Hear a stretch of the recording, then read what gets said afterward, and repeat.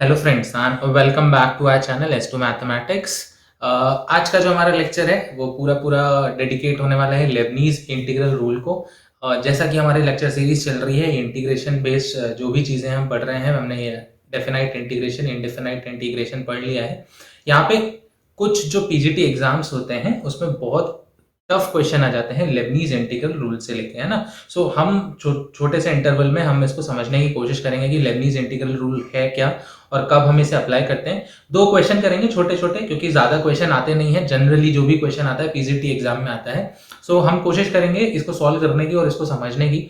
सो चलिए बिना किसी देरी के हमारा जो आज का वीडियो है लेबनीज इंटीग्रल रूल पे बेस्ड, उसको हम स्टार्ट करते हैं। सो सबसे पहले तो डेफिनेशन देख लेते हैं। सो बेसिकली ये जो भी लेबनीज इंटीग्रल रूल है वो बेसिकली है क्या? It is a derivative of anti derivative, है ना। तो डेरिवेटिव ऑफ एंटी डेरिवेटिव मतलब क्या हो गया? कभी भी कोई इंटीग्रेशन दे रखा है और उसका हमें डिफरेंशिएशन फाइंड आउट करना है तो हम क्या यूज करते हैं? लेबनीज इंटीग्रल रूल यूज करते हैं। ठीक है, चलिए। सबसे पहले क्या होना चाहिए? लेबनीज इंटीग्रल रूल के लिए हमारे पास कोई एक फंक्शन होना चाहिए जो कि एक पर्टिकुलर इंटरवल पे कैसा डिफाइंड हो, कंटिन्यूअस हो, डिफरेंशिएबल हो। ठीक है, तो ये हम एक फंक्शन ले लेते हैं। फंक्शन कैसा है? F of X comma T. ठीक है, जो भी हमारे पास फंक्शन है वो कैसा है? दो वेरिएबल में है, एक्स और टी में है। साथ ही साथ हम इसका इंटीग्रेशन कैसे कर रहे हैं? dt के रिस्पेक्ट में कर रहे हैं। किसके रिस्पेक्ट में? t के रिस्पेक्ट में कर रहे हैं इंटीग्रेशन। बट जो लिमिट्स है यहाँ पे आप देख सकते हो, लिमिट्स जो है ax और क्या है? bx है। ठीक है, लिमिट्स कैसे हैं? ax और bx। इसका मतलब क्या हो गया? जो हमारे लिमिट्स हैं वो कैसे हैं? वो हैं in terms of variable x। ठीक है, अब हमें इसका इंटीग्रेशन फाइंड आउट करना है या इसका डिफरेंशिएशन फाइंड आउट करना है ना। इंटीग्रेशन फाइंड आउट कर सकते हो, पर इंटीग्रेशन कैसे फाइंड आउट करेंगे? एक पर्टिकुलर मेथड है जो कि इंटीग्रल लेबनीज इंटीग्रल रूल ने दिया हुआ है। तो उसके लिए पहले हमें क्या फाइंड आउट करना पड़ेगा? डिफरेंशिएशन फाइंड आउट करना पड़ेगा, है ना। हम इसका डिफरेंशिएशन कैसे फाइंड आउट कर सकते हैं? यहाँ पे कुछ डेफिनेशन दी गई है। यहाँ पे जो भी ax है और bx है, जो लिमिट्स हैं वो कैसे हैं? माइनस इन्फिनिटी टू इन्फिनिटी है। And the integral function are dependent on x on the derivative of the integral is expressible as. ठीक है, अब ये जो भी फंक्शन है इसका डेरिवेटिव हम कैसे एक्सप्रेस कर सकते हैं? हम एक्सप्रेस कर सकते हैं इस इक्वेशन के थ्रू। ठीक है, बहुत ध्यान से देख लो। अभी एक्सप्रेशन में समझा देता हूं, बहुत इंपॉर्टेंट एक्सप्रेशन है। ठीक है, इस पे बेस्ड आईआईटी जेई में क्वेश्चंस ज्यादा आते हैं ना। आईआईटी जेई आप अगर एग्जाम में उठा के देखोगे, इस पे बेस्ड क्वेश्चन आपको पक्का मिल जाएगा। साथ ही साथ कैसे जो पीजीटी लेवल के जो भी टीचिंग एग्जाम्स होते हैं उसमें भी आ ही जाता है ना। एनवीएस टीजीटी में एक क्वेश्चन लास्ट ईयर आया हुआ था जिसको हमने अपने इंटीग्रेशन वाले वीडियो में हमने उसे सॉल्व भी किया है। यहाँ पे भी मैं आपको सॉल्व करके दिखा दूंगा कैसा आता है।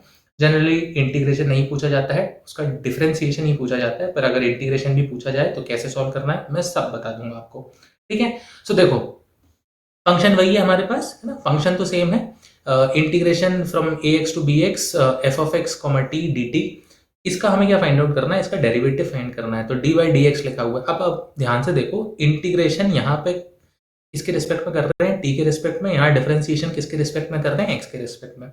अगर यहाँ पे dt होता, ठीक है, डिफरेंशिएशन में dt होता तो डायरेक्टली इंटीग्रेशन और डिफरेंशिएशन कैंसिल आउट हो जाते हैं। ठीक है, तब हमें कोई दिक्कत नहीं आती। बट इस केस में जब दोनों वेरिएबल्स अलग हैं, इंटीग्रेशन हम दूसरे वेरिएबल के रिस्पेक्ट में कर रहे हैं और डिफरेंशिएशन हम दूसरे वेरिएबल के रिस्पेक्ट में कर रहे हैं, तब ध्यान दीजिएगा function at x comma bx, है ना, जो आपकी अपर लिमिट है उस पर जो भी फंक्शन की वैल्यू आएगी, है ना, t हटा के वहां पे क्या करना है?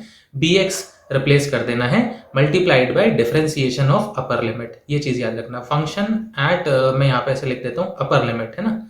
ये u जो है वो अपर लिमिट हो गया और u डैश लिख दिया मैंने अपर लिमिट का डिफरेंशिएशन के लिए। ठीक है, minus function at lower limit, l लिख देता हूँ लोअर लिमिट के लिए, एंड लोअर लिमिट का डिफरेंशिएशन। ठीक है, यहाँ पे लोअर लिमिट का differentiation d by d x of a x. A x क्या था? लोअर लिमिट थी हमारी। ठीक है, then plus integration partial derivative of function. ठीक है, याद रखना क्या करना है हमें? पार्शियल डेरिवेटिव फाइंड आउट करना है फंक्शन का।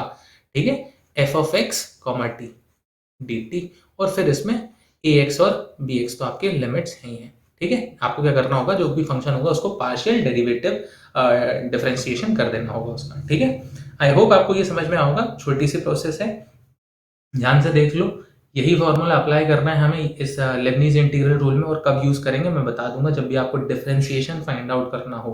क्या फाइंड आउट करना हो? डिफरेंशिएशन फाइंड आउट करना हो किसी भी एंटी डेरिवेटिव का। एंटी डेरिवेटिव बोल लो या इंटीग्रेशन का बोल लो, F of X comma T double variable है इसमें, अगर ऐसा केस आता है तब हम इसको यूज करेंगे। अब देख लो यहाँ पे मैंने बता दिया फर्स्ट स्टेप में क्या करना है आपको, फंक्शन की वैल्यू लेनी है एट अपर लिमिट और मल्टीप्लाई करना है उसको किसे differentiation of upper limit, then you will put a minus sign.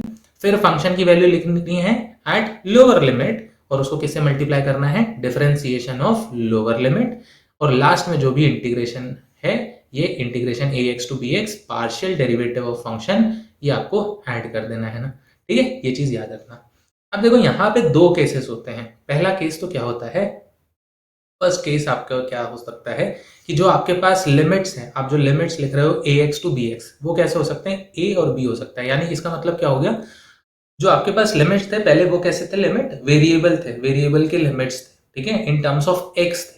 अभी मैंने ए और बी लिख लिया, इसका मतलब क्या हो गया, सम कांस्टेंट हो गए। अब अगर कांस्टेंट हो जाएगा तो आप ध्यान से देखो, ये जो पहला टर्म है डेरिवेटिव ऑफ बी एक्स, ये तो जीरो हो जाएगा, क्योंकि किसी भी कांस्टेंट का डेरिवेटिव क्या हो जाएगा, जीरो हो जाएगा। तो पहला टर्म तो जीरो हो जाएगा, साथ ही साथ दूसरा टर्म भी कैसा हो जाएगा, जीरो हो जाएगा। ठीक है, तो जब भी आप डिफरेंशिएशन ऐसा करते हो, F of X comma T ऐसा लिख लेते हैं डी टी, इसको आप डायरेक्टली क्या कर सकते हो, जो आपका ये फर्स्ट टर्म होगा और जो सेकेंड टर्म होगा वो कैसा हो जाएगा, जीरो जीरो हो जाएगा। ठीक है, तो अल्टीमेटली आप क्या कर सकते हो, इसको डायरेक्टली पार्शियल डेरिवेटिव कर सकते हो, फाइंड आउट कर सकते हो फंक्शन का x comma T d t. ठीक है, डायरेक्टली हम ये यूज कर सकते हैं।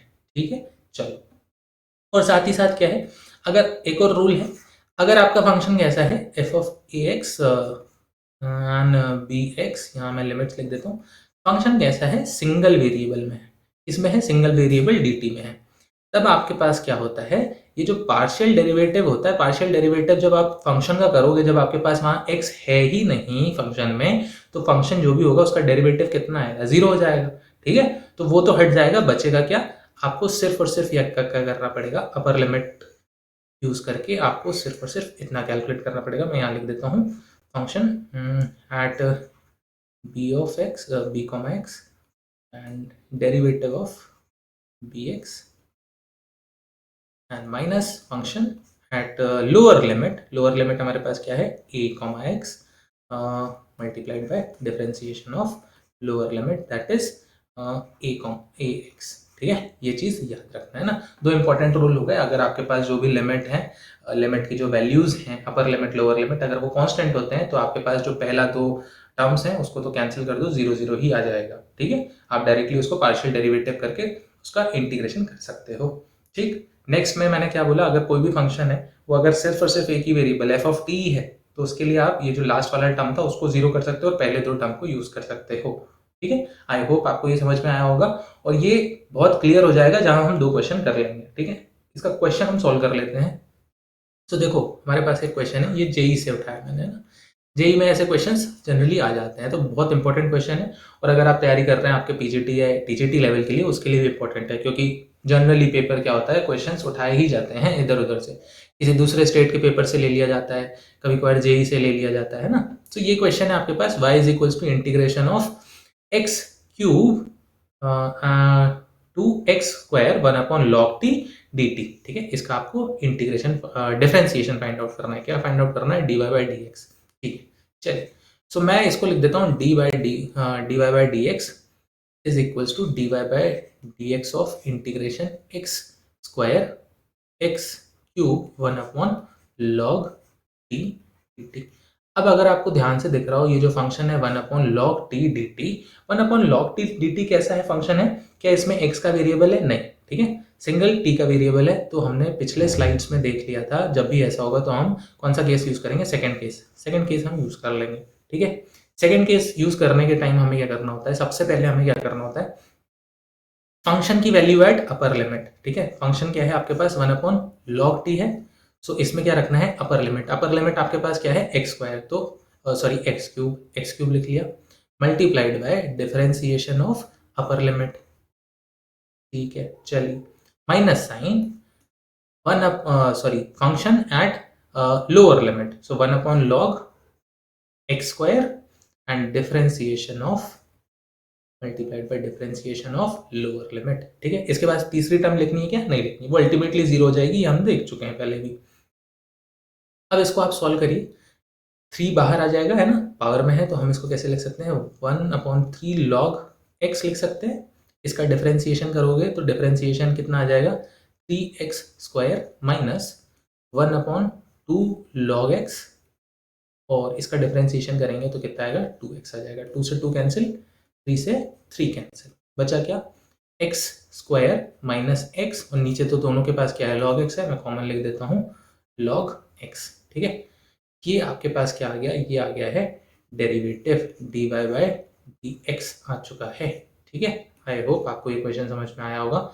इसको कोई और अलग तरीके से लिखना है तो आप ऐसे लिख सकते हो log x। ठीक है, सो ये इसका डिफरेंशिएशन हो गया। यहाँ पे हमने लेबनीज रूल यूज कर लिया। ठीक है, जब भी आपको डिफरेंशिएशन फाइंड आउट करना है किसी भी इंटीग्रल का तो आप इसको ऐसे यूज कर सकते हो। ठीक है, तो ये क्वेश्चन था जेई से। ठीक है, चलो नेक्स्ट क्वेश्चन आपका पीजीटी से है, एनवीएस पीजीटी से। हम ये क्वेश्चन पहले भी सॉल्व कर चुके हैं हमारे इंटीग्रेशन वाले वीडियो में। नहीं देखा है तो कोई बात नहीं, देख सकते हो जाके। अब देखो, वहां पे जब मैंने सॉल्व किया था तब मैंने पूरा लेबनीज रूल यूज किया था, पूरा फॉर्मूला लगाया था।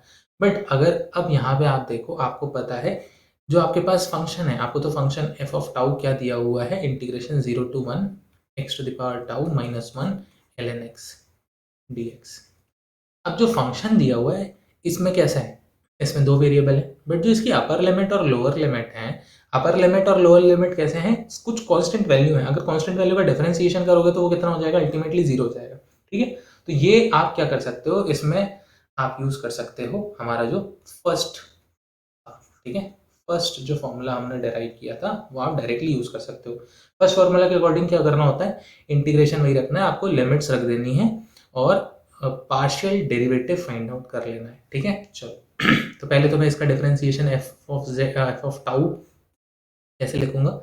पार्शियल डेरिवेटिव, लिमिट्स लगाते हैं 0 to 1, partial derivative of this function x tau minus 1 upon ln x dx। ठीक है, चलो जब इसको आप पार्शियल डेरिवेटिव फाइंड आउट करोगे इस फंक्शन का तो कितना आएगा? x to the power tau का क्या आएगा? x to the power tau plus 1 and sorry, यहाँ पे प्लस 1 नहीं होगा, x to the power tau है ना, इसका क्या होता है?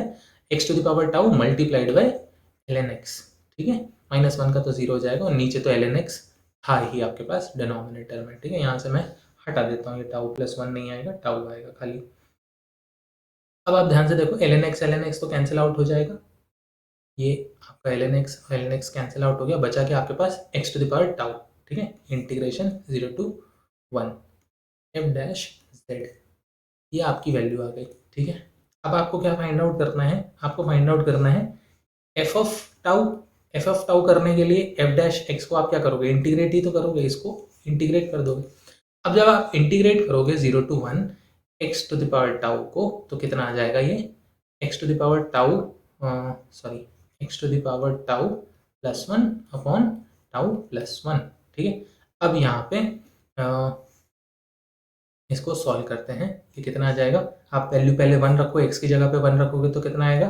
1 अपॉन टाउ प्लस 1, और यहाँ पे 0 रख दोगे, x की जगह 0 रखोगे तो वो 0 आ जाएगा। ठीक है, तो उससे कोई दिक्कत नहीं है। पहले हमने एक इंटीग्रेशन कर चुके हैं, जो पहले से इंटीग्रेशन लगा था, उसके बाद हमें एक और इंटीग्रेशन करना है। अब जब आप इसको इंटीग्रेट करोगे, ठीक है, क्या करना है आपको? इसको इंटीग्रेट करोगे, मैं यहाँ पे 2 डिफरेंशिएशन एक सेकेंड अलग से बना देता हूँ जिसमें कोई कन्फ्यूजन ना हो आपको।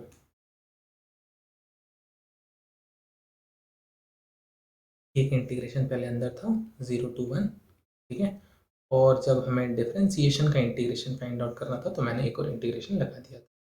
अब 1 अपॉन टाउ प्लस 1 का इंटीग्रेशन करोगे तो क्या आएगा? ln tau plus 1 plus some constant, और अगर यहाँ पे आप 0 रखो, टाउ की जगह 0 रख दो तो कितना आएगा? यहाँ पे वैल्यू तो 0 आने वाली है, सो एफ ऑफ 0 कितना आएगा? 0 आएगा, तो यहाँ पे कांस्टेंट की वैल्यू कितनी हो गई? 0 हो गई।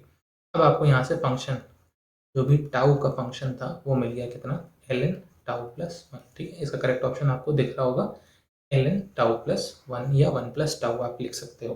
ठीक है, तो आई होप आपको ये क्वेश्चन भी समझ में आ गया होगा, है ना। यहाँ पे भी हमने कौन सा रूल यूज किया है?